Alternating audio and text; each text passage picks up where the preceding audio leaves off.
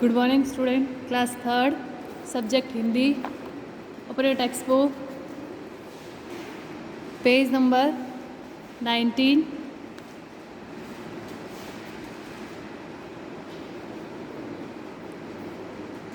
यदि कोई हमारे लिए बड़ी मेहनत से कुछ काम करता है तो हमें उसके प्रति अपनी कृतज्ञता जरूर दिखानी चाहिए।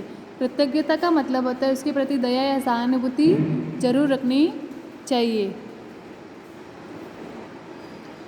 इसका सबसे सरल उपाय है उसे धन्यवाद देना। यदि हम किसी के लिए कुछ करना चाहते हैं, कोई हमारे लिए कोई काम करता है, तो हमें उसके लिए क्या करना चाहिए? धन्यवाद करना चाहिए।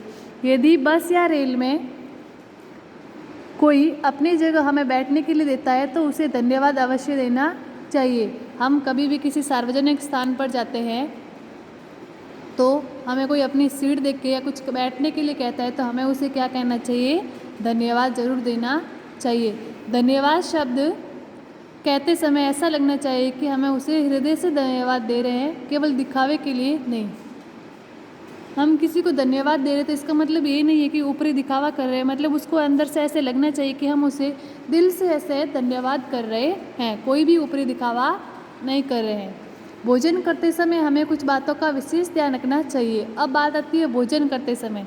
भोजन करते समय हमें कुछ बातों का ध्यान रखना चाहिए, जैसे कि हमें खाना बेचैनी से नहीं खाना चाहिए, मतलब कि फटाफट में ऐसे भाग दौड़ में खाना नहीं खाना चाहिए।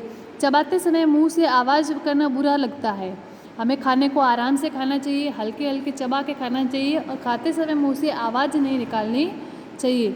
अपने से बड़ों के भोजन समाप्त कर लेने पर ही खाते रहना अच्छा नहीं लगता। हम अगर छोटे हैं और हमारे से बड़ों ने खाना खा लिया है और उसके बाद भी हम खाते रहते तो ये अच्छा नहीं लगता। यदि हमारे घर कोई अतिथि का मतलब होता है मेहमान, भोजन कर रहे हो तो उनकी रुचि का भोजन बनवाना ही ठीक रहता है। हमारे घर पे कोई मेहमान आए तो उसको ऐसे खाना नहीं देना चाहिए जो उसको पसंद नहीं हो। लगभग हमें खाने का ध्यान रखना चाहिए, ऐसा खाना देना चाहिए जो उनकी पसंद का हो।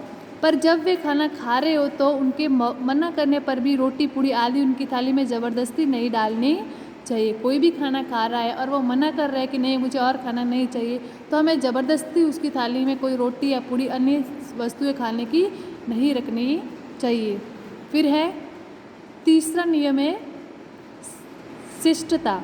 शिष्टता का तीसरा नियम अनुशासन का पालन है। तीसरा नियम, पहला नियम है विनम्रता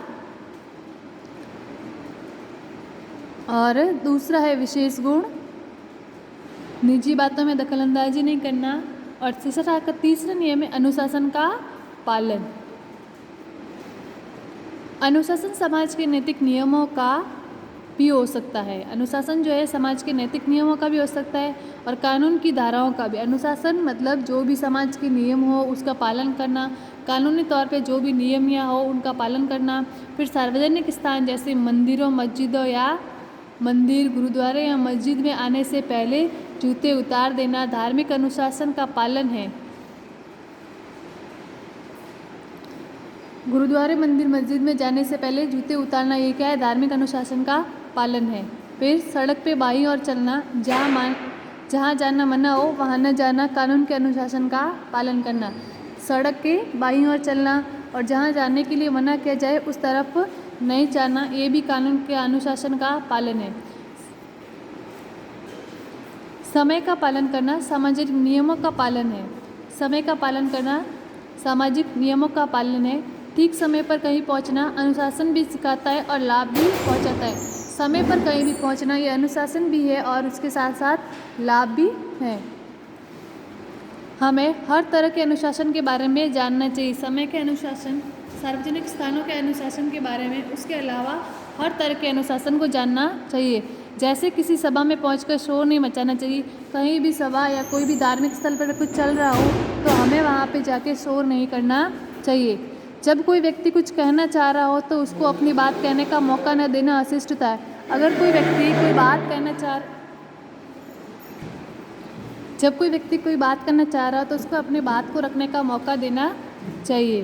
राष्ट्रगान को सदैव सम्मान देना चाहिए। राष्ट्रगान हमारा राष्ट्रगान है, उसका सम्मान करना चाहिए और उसे सदैव सम्मान देना चाहिए। कहीं भी कोई राष्ट्रगान चल रहा हो तो हमें इधर उधर नहीं देख के, मतलब सीधे सावधानी की मुद्रा में खड़े होना चाहिए और नियमों का पालन करना चाहिए।